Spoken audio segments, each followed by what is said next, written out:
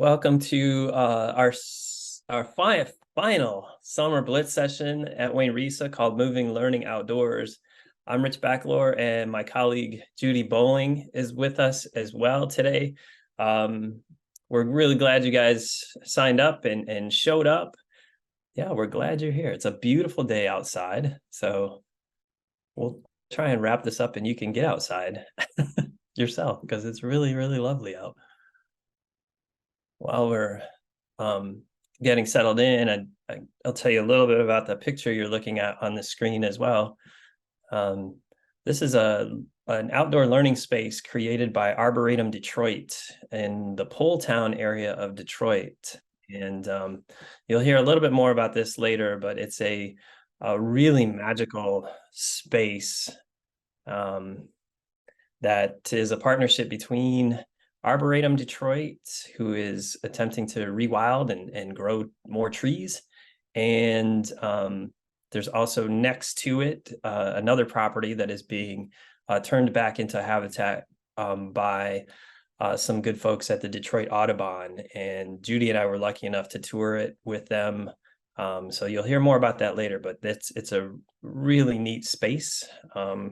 And we got tons of ideas from it that we hope to share with you guys. So that's what you're looking at. So like I said, just quick introductions. My name is Rich Backlor. I am one of the science consultants at Wayne County RESA. I taught middle school for 20 years before joining the RESA team as a science consultant. And I'm also the current president of the Michigan Science Teachers Association. So if you need any support from a county level or at the state level, please feel free to reach out anytime. And I am lucky enough to have my friend and colleague Judy Bowling with me. And Judy, could you just do a quick introduction? Sure. So again, like Britt said, welcome to everybody. And I am Judy, and I spent the majority of my career in Livonia Public Schools as a former classroom teacher, instructional technology, and also media specialist, and am currently serving as an instructional technology and library consultant here at Wayne RESA alongside Rich. And as you can see by our little intro pics, we both love being outside. It's a thing. So quick introductory chat as we kind of get into this. Hopefully this will be conversational. Please feel free at any time to drop questions or comments into the chat. Both Judy and myself will be monitoring those. Yeah, we'd like to keep this very conversational. We're just glad that you guys are here and appreciate your participation. So quick chat question. Let us know where you teach and what grade level. Comfortable sharing that in the chat. And then just to gauge, how many outdoor lessons did you plan last year or teach? So let's do a quick chat intro. All right, I'm not seeing any zeros. So in terms of folks taking kids outside and doing lessons. So hopefully that to me that this becomes one of the biggest issues in terms of taking kids outside, which is like we have to be comfortable taking a group of kids outside and doing something other than recess, and that can be intimidating for all kinds of reasons.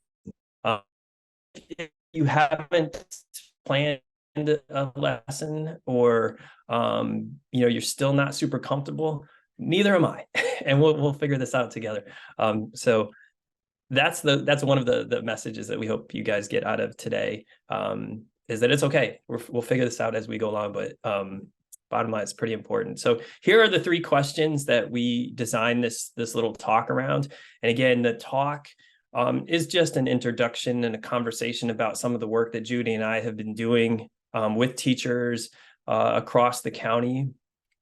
And to be totally honest, we're at the beginning stages of this as well. We just think it's a really important thing to get started, and hopefully you'll join us on that journey. But here are the 3 questions, right? So first, why do all students, all grade levels, need us to move some learning outside or outdoors? What are the benefits for all kids on that level? Secondly, how did we get started? What can we offer to kind of help move those lessons outside for a variety of reasons. And then lastly, what's next? And we hope that's where you guys will actually participate quite a bit and help us out. Like, what do you want next? What can we help you guys with next? And then keep sharing ideas, because I think this is one of those things that we're going to plant a seed, not to be too punny about it, but plant a seed today and then hopefully see where we can grow it from there. So 3 questions, and like I said, we got about an hour today. Just a course of business. These sessions are being recorded, will be available on our YouTube channel at a later date, and you'll get an email letting you know when those are up, so that if there's something that you want to go back to or some section of this that you want to share, you'll have access to the slides as well as a copy of this video. So having said that, let's kind of dive in. We're going to start with a game. And I stole this game from one of my favorite science communicators on the internet. And her name is Dr. Erin McGee. She is a herpetologist, and she made up this game when she was a grad student called Find That Lizard. So I highly recommend. Every Wednesday, she posts a picture like you see here on Twitter or Instagram or her other social medias. And the game is just find the lizard. Find the lizard. It's that simple, but it's totally fun. I'm a little bit addicted to it, and I made up my own version. So all credit to her, the OG. But here's my version. I was on my deck yesterday.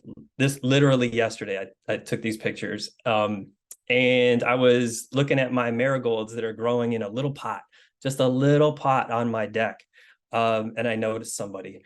So take a minute, take a look. Can you find that frog? Give us a thumbs up when you see it.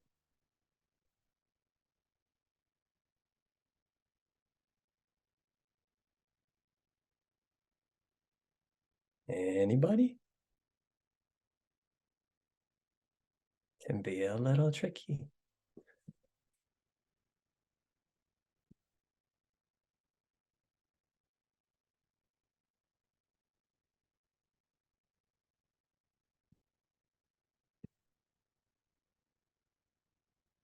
I'm not seeing. Looks like it's in between the leaves. Sorry. No, go ahead. Go ahead. Do you see it? I think I see it in between the leaves. In between the leaves. How about, Lori's got a question mark. How about, let's give another hint. So did you see it in the upper half or the lower half of the picture? Lower. Lower. I see some thumbs up. So I see some other folks must have seen it as well. All right, we'll give everyone just another minute to scan.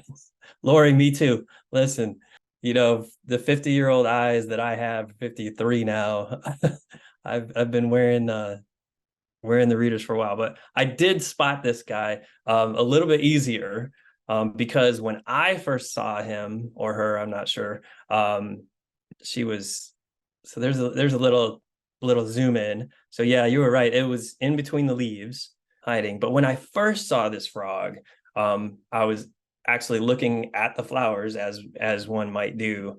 And this is what it looks like, sitting on a flower. So I was able to grab my camera and take a couple pictures of it. The sort of interesting part to me was this. I was like, I don't know frogs very well.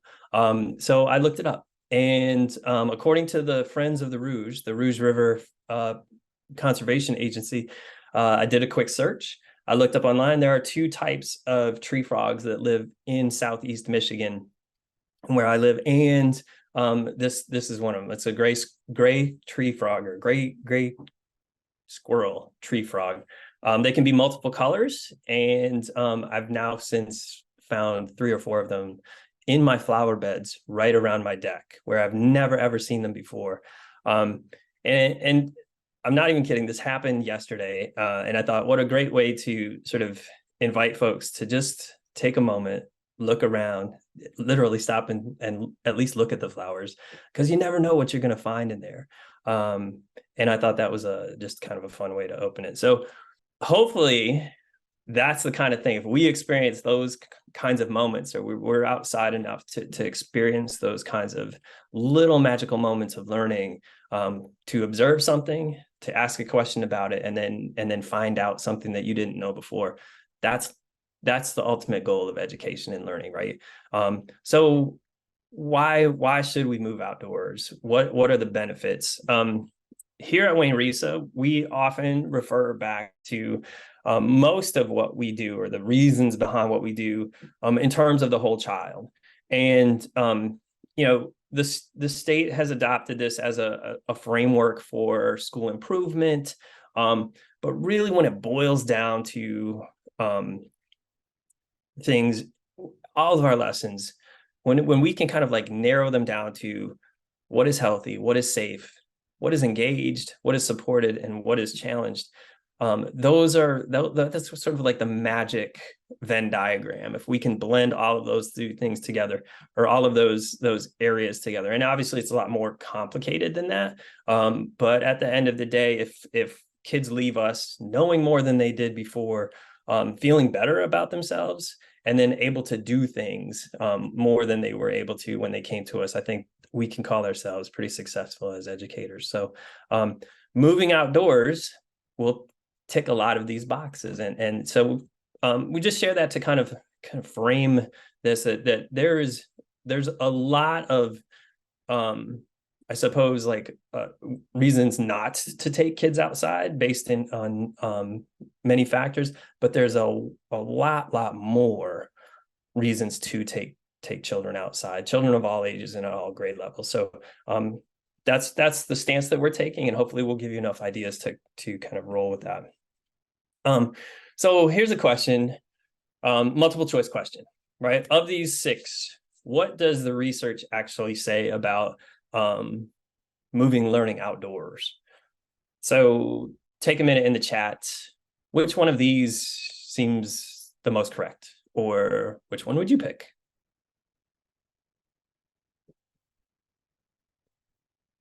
Which one resonates with you?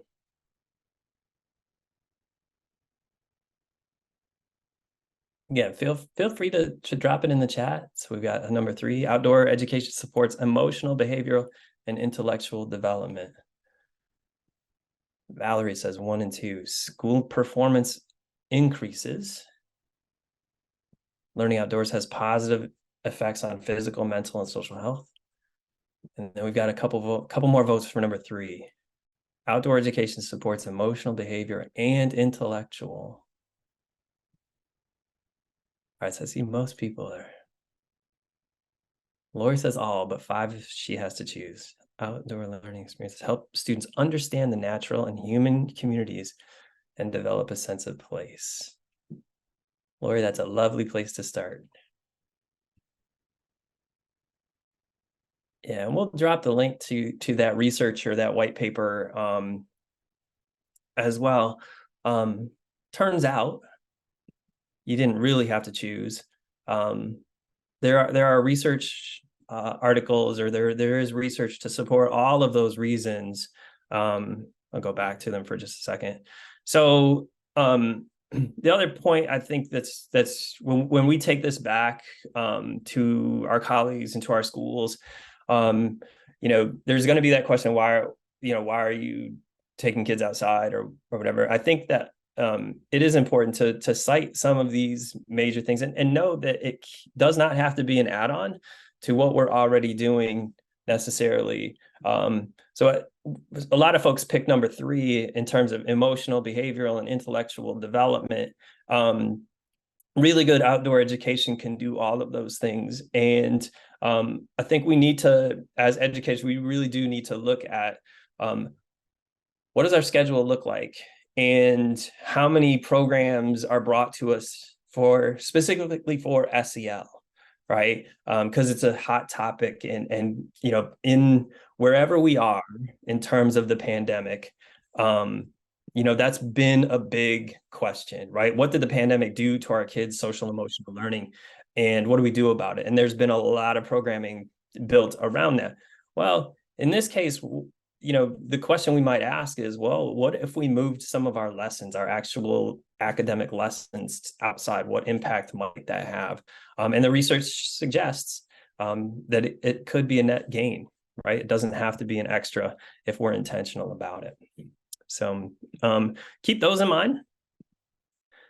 Here's the other thing I always, as the science consultant, have to bring up, and I think it's related to that as well, is that in 2018, so this is even pre-pandemic, 2018 data, a national survey of teachers was asked, and the sample size was several thousand teachers, the average number of minutes per day spent teaching each subject by grade range. And this was the answer, right? So, roughly 90 minutes of reading and language arts, roughly an hour of mathematics, and then science and social studies get somewhere between 20 and 30 minutes a day, if we're lucky, right? And I think that is an important thing to point out. If we're talking about outdoor education, really we're talking about all of these content areas, right? And if our reading and our math programs don't afford it, or aren't set up for outdoor learning, then one suggestion would be to let's boost the science and social studies lessons and take advantage of that as a unique context for kids to learn authentically, to use and apply mathematics, or use and learn literacy skills. Okay. And I would also just share this again. One of my favorite science communication people is Potawatomi botanist and researcher, Dr. Robin Wall Kimmerer. And I'll give you just a second to kind of read that over, but I think I know it's kind of a long quote, but I think it's an important message for all of us.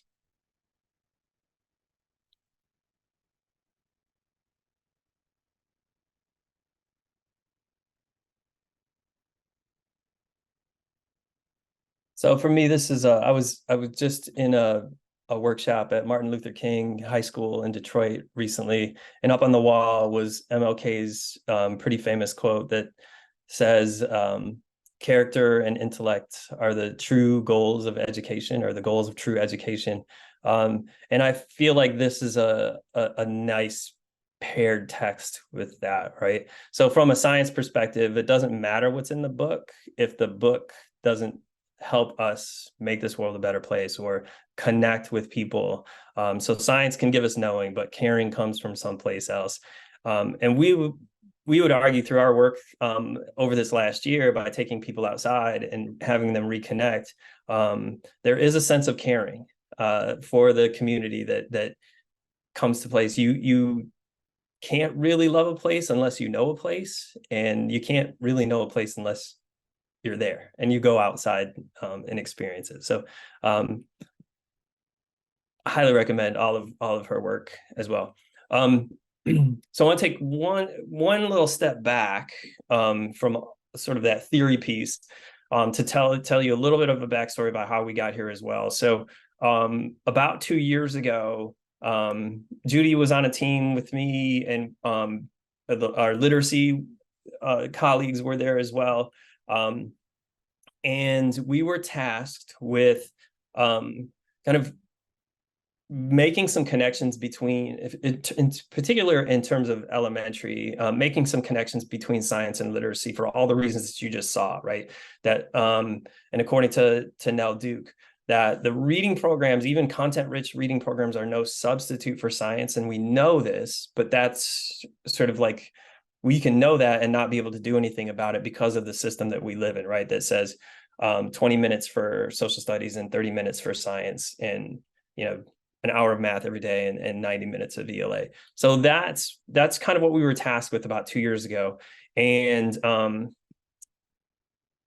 so we started looking at what are the connections. And I kind of made a joke at the time that what we really need is we need SciReady, right? Lots of folks are measuring kids in terms of their reading, but how are we actually measuring in terms of it, and how do we kind of move the needle in terms of some of these other factors? So the way that we started with that was to look at 3 cross-cutting concepts from the science and engineering standards. And those three were cause and effect, patterns, and systems. And you can see that these go kind of right along with what the research tells us about taking kids outside, is that taking kids outside can make connections for them between their communities, the natural world, and the human-built world. And that's, that's where science and social studies lives, in particular in the elementary years. So we started to make this argument that science and social studies texts actually put together well could benefit both content knowledge and some of these connections to the literacy standards in very, very specific ways. So what we did from there is we found this book. Valerie Bang Jensen is an author and a literacy researcher. And so we put together this book that she had called Sharing Books and Talking Science. And in this book, she goes through all of the cross-cutting concepts. So patterns, again, cause and effect, and systems models. And she shows how to connect those cross-cutting concept ideas, which are science ideas in all areas, life science, earth science, physical science, etc., and how to connect those to books that we know and love, right? There's a wonderful little chapter in here about Charlotte's Web and all of the different connections that you could make to Charlotte's Web through the science standards. So that's where we started. We started looking, well, what other books can we put together in text sets to kind of support this work? And so we made a website, and we actually put together these text sets with book recommendations. Judy, do you want to say a little bit about how the process we used to look through those books? Sure. So some of them, I mean, you can see some of the collection that's there. There are so many that are available. It's hard to choose, but with a lot of them, looking at, as Rich mentioned, the cross-cutting concepts, but also looking at like the authenticity of the stories as well too, so that it's not just it's the science content, but it's the stories as well. Looking at some of the STEM components that are woven in there as well too, but also picking books that are engaging for kids, because we want them to gravitate towards these materials, but then looking at them through that science lens as well. And I think the hard part of it was narrowing it down to a degree, because there are so many great choices that are out there. But as Rich said, the more that we can look at things through a cross-curricular lens, it's the one thing that teachers don't have enough of is time. So if we can start to integrate the two together, it's a win-win all the way around. Like, we're pulling in those science concepts, we're pulling in the literacy concepts, it's engaging for students. We're elevating some of the STEM concepts as well, and bringing that all together through this particular portal that's going to continue to grow and evolve. Yeah. There's really no way to go wrong. The other, as Judy said, we were trying to link these texts to specific grade levels as well, which is sometimes missing. And also, as Judy pointed out, like, we wanted a variety of books, because oftentimes we'll see texts that are only like purely informational texts. And so we wanted a variety of that to show that a lot of the science work that can happen is actually in many different types of books. So that was about 2 years ago. We kicked this off. The website's still there with the book recommendations. But then we started thinking, okay, well, how do we take this to the next level? What's the next phase of this? And that's where Judy and I really started thinking about, okay, maybe it's take a read aloud, but get it out of the classroom and see where it goes. And so, fortunately, as it were, Dr. Bang Jensen wrote another book, and this time she titled the book Literacy Moves Outdoors: Learning Approaches for Any Environment. And this was kind of the perfect next step for us, because we had already used her work to sort of ground the text sets and the literacy piece. And now this book came along, and it really encouraged us to look at, all right, well, how could we take some of these readings or these text sets and move them outdoors and expand what happens around those texts, but also include some really good inquiry-based science. So that was our motivation and sort of where we started. And we knew too that we had to start ourselves, right? So Judy and I have always sort of been outdoorsy people, and with our families and stuff like that. But that's also it's a somewhat different thing in terms of taking a group of kids outside and what that might look like. So one of the resources that we turned to was called Learning in Places. And the principal investigator on this comes originally from the University of Washington. She's now at Northwestern. And the Michigan connection was that the Michigan Math and Science Leadership Network provides PD for this program. It is an open ed resource, so you can go to the website and download any of the lessons, but that's where we decided to start. It's a Learning in Places curricula that's aimed at K-3 grades, but it basically just says, let's take kids outside and have them explore in a structured way from the school to their families and make those connections between school, family, and community. And so that's what we did. And our first attempt to do that was with a small group of teachers at the Holiday Nature Trail or Tonquist Trail, Creek Trail in Westland, right near Nankin Mills. We also wanted to include some technology in this, just because that's kind of like where Judy and I sit a lot of these. And fortunately, there were two really, really good and kid-friendly pieces that we could share with the teachers. One of them was Merlin Bird ID, and this is I know there's like tons of people freaking out about AI right now, but here is a perfect example of like community-based science, or it's often called citizen-based science, but participatory science, where we're giving data based on our observations to the program, and then the program is using that to help us identify what we're looking at. And so Merlin ID comes out of the Cornell Lab of Ornithology. There are actually, it's a free app. You do have to give them your email address. For when I use this with teachers, I use my own email or my work email address on all of the devices, so that they don't have to do that.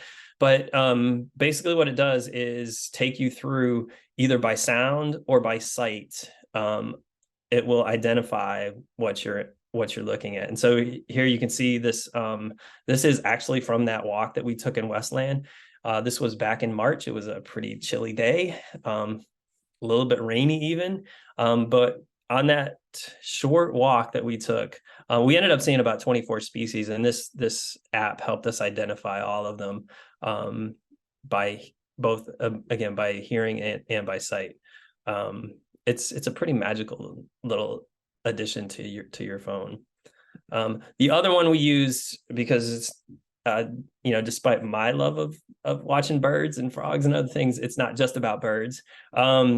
And so iNaturalist, Seek by iNaturalist, is another app that we took the teachers with, or that we gave the teachers access to. It's another phone. This is phone-based. You take a picture of whatever it is you're looking at, and it will take you through kingdom, phylum, class, order, family, genus, species, that whole list, to land you at species. And so again, you don't really have to know all the things that you're looking at like a naturalist might.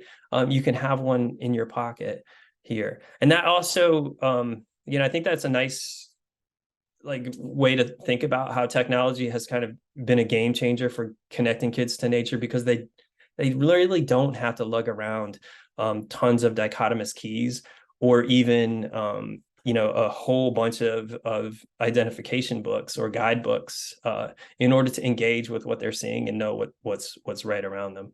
So those two apps, highly recommend. We use those with our teachers. And then the third thing we did was to start looking around for some other spaces. So again, in sort of the nod to my colleague David Hales, we started looking at some of the, oh, I just said David Hales, he retired, but he's still a colleague in my heart. But he was our social studies colleague, and he encouraged us to look at maps and to kind of like expand out where we were looking, because that's essentially what happens in elementary social studies is you start with the classroom level and you keep making bigger and bigger circles for kids so that they can explore further and further. Eventually, it goes from classroom to school to neighborhood, to community, right, region to state, and so forth. So that's another thing that we started looking at is like, well, where could we get kids out in nature locally? And this Southeast Michigan Park Finder is a wonderful resource. We also have partners, like we said, at Detroit Audubon. The Metro Parks staff has been wonderful, a great resource. And then also our Wayne County, since we sit in Wayne County, the Wayne County Parks folks at Crosswinds Marsh and at Naked Mills have been wonderful partners in kind of helping us think about what's the best way to kind of engage students in these different outdoor spaces, from classroom all the way up to some of the regional parks. So highly recommend that as a site. And then we literally just started taking teachers outside. So on the right-hand side, you'll see this is that's Crosswinds Marsh earlier this spring. At the bottom is Callahan Park, where the Detroit Audubon is.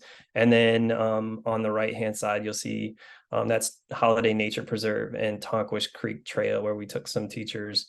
And literally the thing that we took them out there with was a notebook to jot some things down, an iPad with the apps on it, and some binoculars. And we said, we're just going to walk and explore and kind of reconnect ourselves before we can attempt to reconnect with, or reconnect the kids to these kinds of spaces. And there's my colleague, Nathan Spencer. We were at Wayne Risa doing a little workshop, and he was brave enough to save this little baby snapping turtle from certain demise in the parking lot, but we made sure to get him safely to a vernal pool, where I'm sure he's much more happy. So Judy is one of our sort of tech whizzes, and was nice enough through all of these walks and some of these these outdoor lesson planning sessions that we had, put together this great little resource for us. So I'm going to click, and then I'm going to ask you to tell us all about this. Okay, Judy? Yeah, so a couple things first. I'm just gonna first have Rich just click through a few pages, and then I'm gonna backpedal into telling you about what we used and why we chose to use it.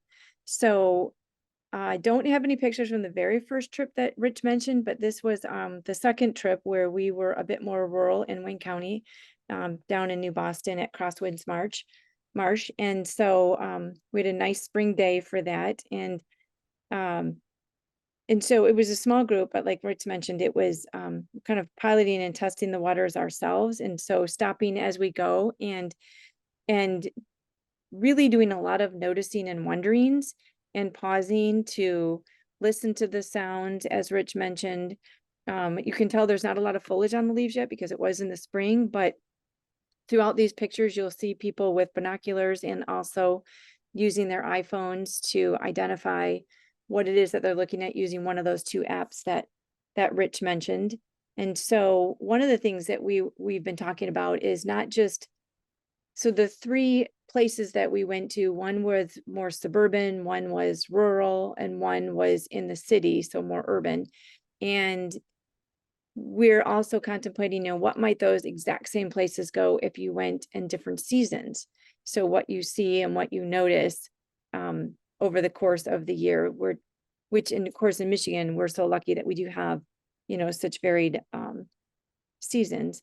And so we've embedded some of our videos that we took from that day that are in this ebook. And so if you go ahead and keep clicking through there, Rich.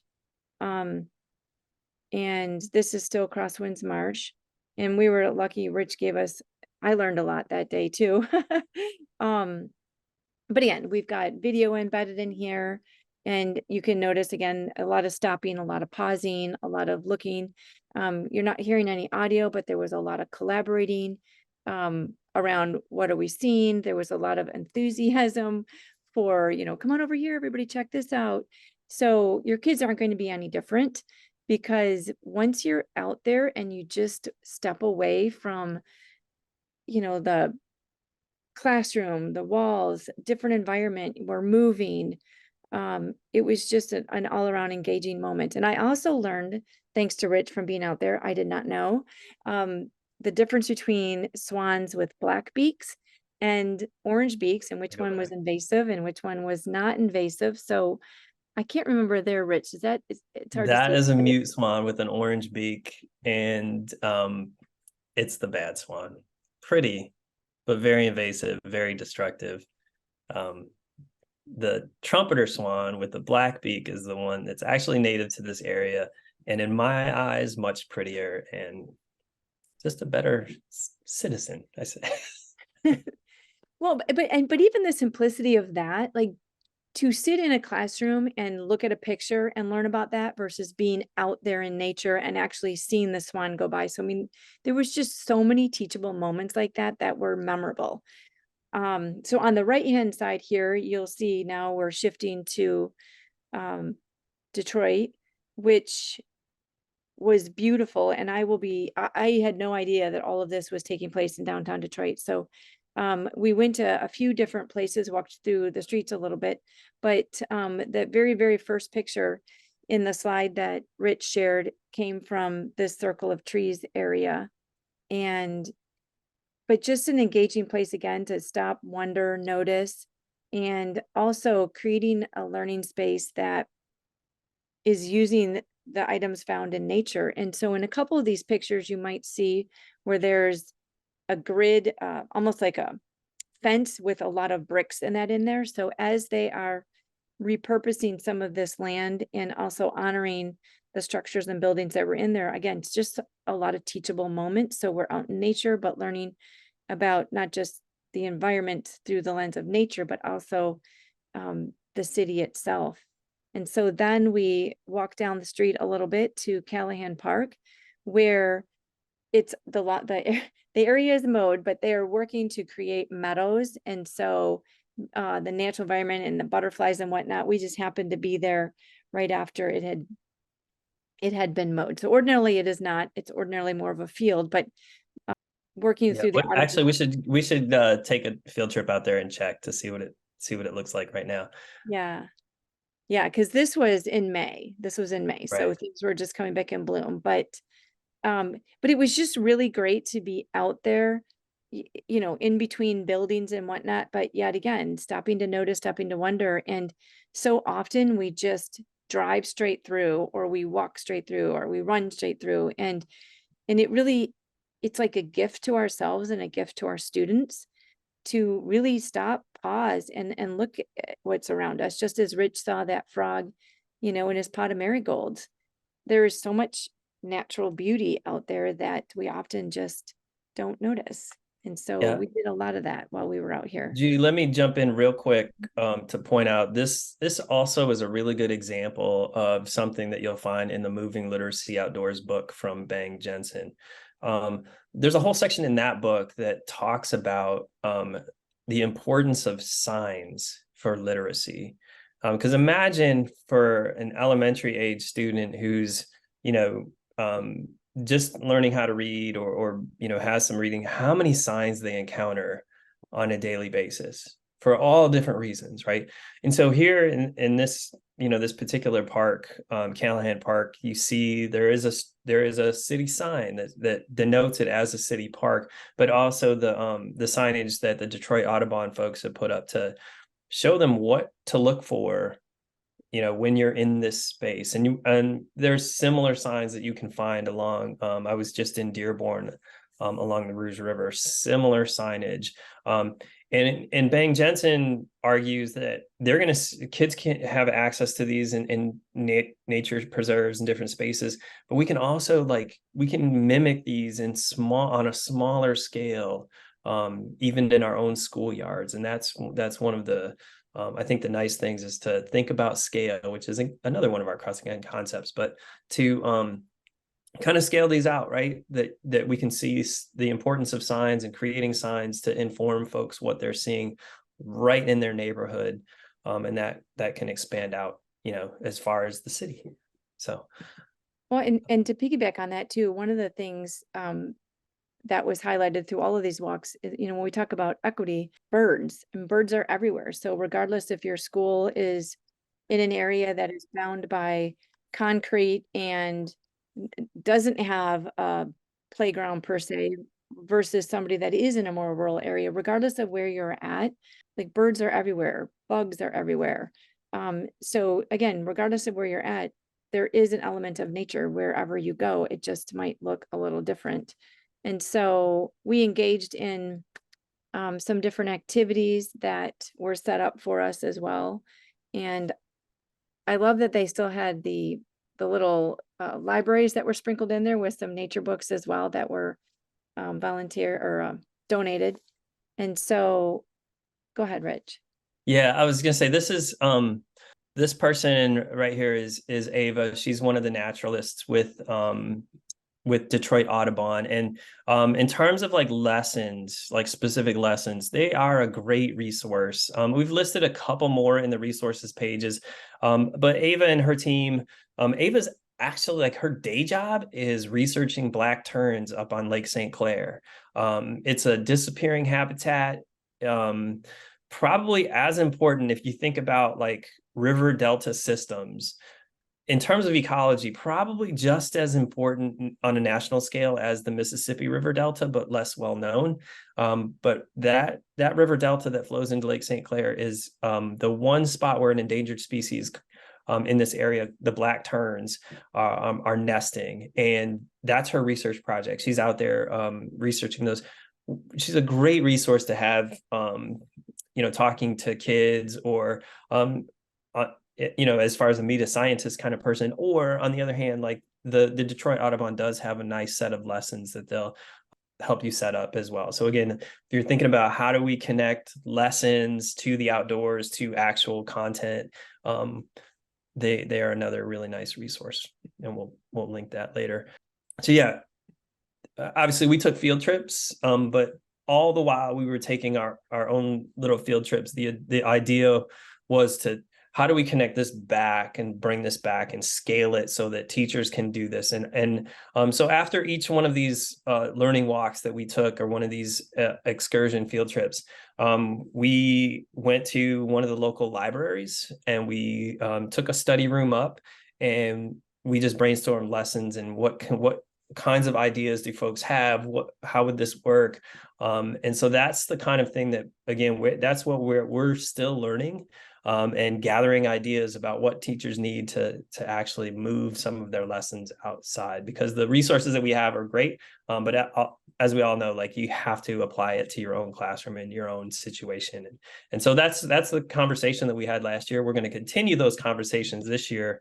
If you go to the Wayne Risa website and just search for science lessons, you'll see a series of dates that we're going to continue those workshops as well. And Rich, let me just add to that. Yeah, So we're going please. to share the link to this book, but we did just want to highlight that we use Book Creator for this. And this is really just a photo journal right now, but hopefully you saw that we were able to add text, some video, and pictures, of course. But if you're using this with your students, if you're not familiar with Book Creator, one of the lovely things about it is that it's super user-friendly and everything is embedded in. So there's a webcam, there's audio recorder, ways to import from the outside, but everything is captured within this ebook. So as your students maybe create their own book, or you create one with them as a class, it's a really great way to capture their reflections, their noticings, their wonderings. But we haven't ours, like I said, is primarily a photo journal, but the nice thing is that it's free. You can do a Google single sign-on, but then when you share it out, just as we'll share the link out for this one, the person who receives that link does not need to download any software. They don't need to do any type of login. They can simply click on the link and access the book just as you see Rich flipping through the pages right now. And there are also a whole lot of accessibility features built in there, from anything from translation to captions. Even when you're having it read to you, if you see all the buttons in the upper hand corner, you can choose the speed. So a lot of accessibility features built in there. So we're going to begin to use this a little bit more too as a mechanism for capturing our thinking, our photos, our reflections, and a whole lot more. Yeah, what you're looking at here on these pages is a workshop that Judy and I attended, along with a couple of the teachers, a couple other local teachers from the area. We traveled down to Ohio at one of their metro parks, their version of a metro park, for the Cornell Lab of Ornithology Connect with Nature workshop this summer. And so again, we brought home a bunch of ideas from this. There are grade level kits that you can buy from Cornell, so we went through those, and I would say, like, as a science consultant, they'd be a lovely supplement to a tier 1 curriculum piece, and we'd be happy to, if you're interested in that sort of thing, we would be more than happy to kind of help you, like, navigate and go through those as well. But again, another nice resource to think about what are some different ways that we can get kids outside. And also, I think another thing we were trying to do in this class is really build on that number 5 piece, where national curricula are often built around things and topics that our kids don't necessarily have access to. And Judy alluded to this in terms of the equity piece. But why not study the birds and the animals and the plant life that make up the ecosystem you live in, first and foremost? And so, I think that's a really big takeaway that we got from last year, is place-based education and having kids know more about the birds, the plants, and the animals and the ecosystem they actually live in.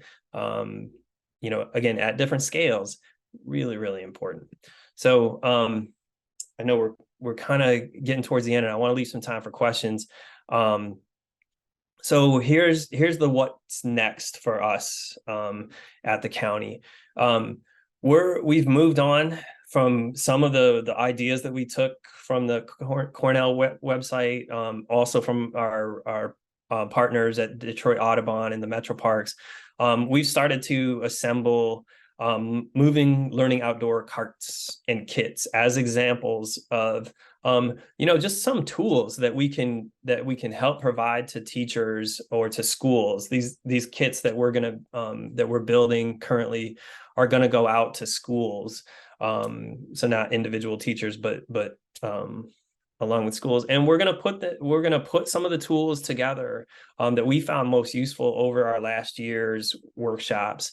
And so basic ideas like kid-friendly binoculars, nature journals. We had a great time building our own little nature journals out of paper bags from the grocery store. And then I still think there's a place for field guides. So in the kits that we're building, we've got the little fold out nature guides. So not an entire book, easily put into a kid-sized backpack, but they can take it out and explore as well. All of those into a buddy backpack with some seat pads into a cart, so easy to grab and go, and again, kind of move your lesson outdoors, still attending to the science. Next time you see a pill bug is a great read aloud, and then actually giving kids the time to go explore and find some pill bugs, or find some do some noticing, wondering, and observing of their schoolyard, or if there's a neighborhood park or things like that. So that's what's next for us, is getting these kits built up and then out into the hands of teachers, and continuing to explore these resources and see how they connect. Ultimately, what Judy said about time, teachers in the classroom don't have enough time as it is, and all of these lesson plans, all of these lessons that take our kids outside and require us to be more intentional and to plan even more, right? But we think it's an important aspect of getting kids outside, engaged with the real world, because that's where so much learning can happen. So that's pretty much it for us, or for this. Judy, did you have anything else you wanted to add on? I did not, other than if you're not doing any of this, if this feels like this is something new and different, we just encourage you to start small, even if it's just, a few minutes, go on a learning walk. I put into the chat that one of our favorite things to do is to just have your kids have some type of a writing journal or paper and go outside and have the kids find a spot that they want to sit and just sit and observe. And what do they smell? What do they see? What sounds are they hearing? And it was so relaxing. And just like Rich showed the frog and the flowers, you start to notice things that you didn't ordinarily. And the presenter that we experienced this with her students, I can't remember the exact number, but I want to say they maybe started at 5 or 10 minutes. Yeah. And then the more that they did this, it just grew into, 20, 25 minutes, which that might sound like such a long time for many of you for kids to sit still. But once they developed it as a routine, it became a very calming experience as well. So when you think about the whole child, like Rich mentioned earlier too, like that can be a simple way to start as well. So we would just encourage you to think about even just one small way that you can bring this into your classroom and then grow from there. Yeah, Judy, I think she actually said she had the same kids go to, they sort of adopted an observation spot, and they watched every time they went to the same spot for 5 or 10 minutes. And the one of the writing prompts was, with whom do we share this neighborhood? That's straight from the Learning in Places. But I think this teacher that shared Judy's example, had kids and start with that question and then just go observe, who do you see now? And it changes over time. And that phonology kind of idea is also super important, because things don't stay as much as we want them to. They don't stay the same. This sort of beautiful 70-degree weather is not going to be around forever. So get out and enjoy it while you can. Here's a list of those resources that we talked about earlier. Does anybody have any questions or comments? Here's one more little challenge for you. There's a frog in this picture too. I'll let you kind of mull about this. One's really hard. I still don't know. I have to remind myself where it is every time I look at it. But while we kind of wrap things up, one more little challenge. It's the same type of frog, if that helps. But this was in my Black-Eyed Susan patch and my Echinacea patch behind my house. Do you know where this one is, Judy? I feel like I'm looking for Waldo right now. I know, that's the fun of it. So thank you everybody for spending some time with us. Again, please, Sabrina says, is it above the word can? It is above the word can. Sabrina, good eye, because this one's really hard. Okay, Rich, I can't see it. Can you circle it for us? Do Oh, you that's see it? do you see my cursor? Yes. He's right there. All right, Sabrina, great job. Wow, yeah, Sabrina, nice job. Bonus points for you. We'll send you your extra credit through the YouTubes. Yeah, again, thank you guys for coming. Please feel free to reach out at any time via email, or our phone numbers are also on the web. If you want support or want to chat, share ideas about any of what you've heard today, or anything around library science or making, Judy is your person for that. And again, for science, happy to work with any of you guys.